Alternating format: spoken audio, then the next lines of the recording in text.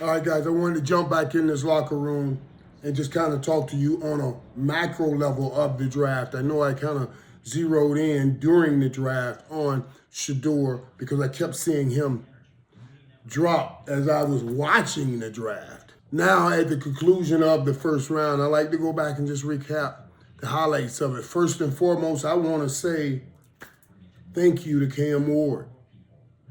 I know I've talked about that a few times here, and I've said how much it means to see him go first, coming to Miami, believing in Miami, riding with Miami. I so enjoyed it personally, seeing it on the sideline, watching this man every game control and lead a football team.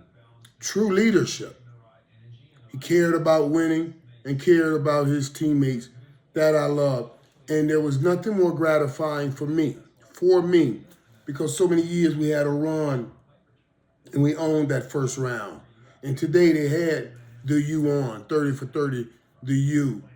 And probably because they knew Cam was going to be that first pick, so they were running the ESPN, prepping people for the draft and all of that stuff. But it was great to see Cam Ward walk down holding the universal sign for the greatest university in the world, the U.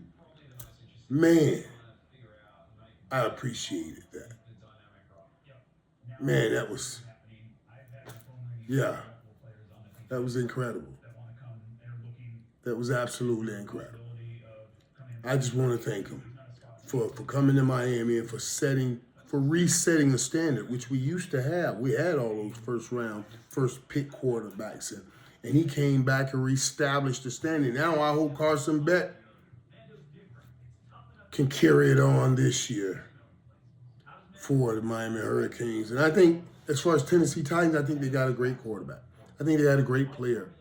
I think they got a guy that's built for whatever it takes, and he'll get it done, whatever they need. I'm happy for them. Congratulations to Tennessee. Congratulations to Cam Ward. I can't wait to see. And everybody was cracking and messing around. And can you really make him a comp like Patrick Mahomes? And the answer to that is yes. You can make him a Patrick Mahomes comp because he's going to be doing some great things in the NFL. I guarantee you that. Thank you, Cam Ward. Congratulations, my brother. Go do great things in Tennessee. We are fam forever. The U forever. That was part of a great moment, me watching that. Then the second pick, of course, was Travis Hunter. And wow, Jacksonville did a dickory dot. They moved up from 5 to 2 to jump in front of Cleveland. They switched with Cleveland, but jumped in front of the Giants to make sure they get Travis Hunter. That's who they wanted. That's who they got. And I love the fact, remember, everybody was trying to talk about he was going to play one way, and Travis said, I'd rather not play if I can't play both ways. The first thing he said tonight was, I talked to both coordinators, offensive and defensive. Jacksonville, way to go. Way to make sure you do it right in the beginning. What good does it do to try to dictate to this man what he's going to do, where he's going to play, and you're going to limit him, and we're going to be able to control you? No. We're not putting that strap on this man. We're going to put both coordinators on the phone. He's going to come in here hype, ready to give his all. Because he's that kind of dude. And now when you get in with him like that, you'll be able to get a good deal done because, yeah, he let a lot of NIL stuff go. He tried to help his teammates. He didn't take all that NIL stuff. So you know the kind of dude he is. And you want to make sure that you keep him in the right frame of mind. That's what I love about what I saw, what Jacksonville did.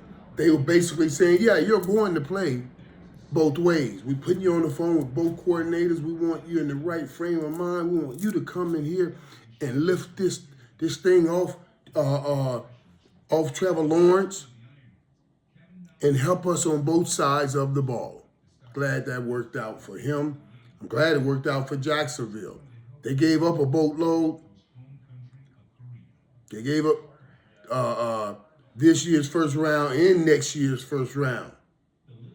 But they got a first round wide receiver and a first round DB in that one player. So he's worth 2 first rounders, if you ask me. Great job by Jacksonville getting him on the phone with both coordinators. Now, let's go to the Dallas Cowboys draft pick at number 12.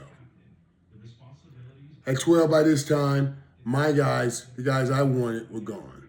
Genty had went to the Raiders, and Tech McMillan went to Carolina.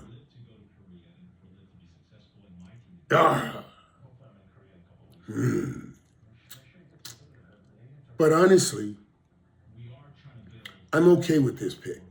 I like Tyler Booker, and I'll tell you why and what soothed me. When I sat there and watched it, I always talk to you guys about the skill and the will. Both must commingle for greatness. And to see Tyler Booker and the way he responded when he said, "I'm a Cowboy,"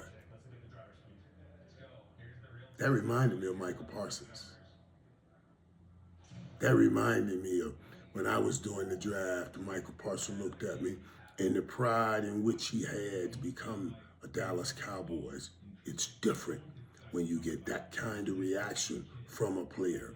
And now I start thinking about him replacing the great one that we just lost at guard, and him fitting right in for Zach and taking over. I'm going to tell you something. This offensive line can be a pretty good offensive line. And now you go, and hopefully we've heard talk about possibly, a trade for Pickens, and we were talking about that today. I hope that's still in the works now that you've gotten some protection and we can see what kind of run game we got, and we still got opportunities to add a running back. But we still got to add somewhere in here an explosive player that is going to be on the field this year making a lot of plays. I think that's absolutely crucial for the Dallas Cowboys if they got any shot. I like that they worked on one side of the ball today. I'm a firm believer. You can't patch all the holes, so let's build one great unit. And Tyler Booker will help that offensive unit. It's not where I wanted to go, but it's on the right side of the ball, so we can still build a great offense. We can go find a player, offensive player, a running back, and a wide receiver, and you get a great offensive line. We can make things happen that way. I'm looking forward to it. I'm looking forward to talking to the guys tomorrow, or by the time you see this, it'll be today. So, yeah, I'll deal with it. Keenan will be all over me because they know I wanted Genty and Tech McMillan. But that's all right. We'll see what we get tomorrow. And we will talk more about Shedeur Sanders tomorrow. A lot more. I'm sure on the TV show, I'm sure on all the interviews I'll do, everything will be about Shedeur. Let's holler tomorrow.